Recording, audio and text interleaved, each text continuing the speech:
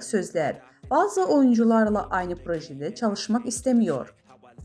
Aşk kaç beder giyer, öyle bir geçer zaman ki Kurt Seyit, Şura, Sevda Alabora dizilerinden sonra Barış Arduç ile oynadığı Kiralık Aşk'ta oyuncunun meslek hayatında adeten bir dönemçi oldu.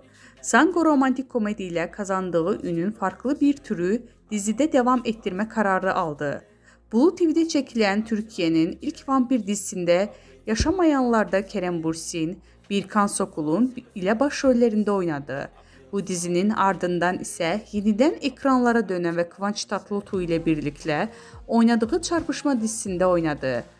Hayranları onu yine bir romantik komedide görmek isteyince bu kez İyi Günde Kötü Günde isimli Star TV'nin dizisinde oynadığı ama beklenen ilgi görmediği ve 6. bölümden sonra yayından kaldırıldı.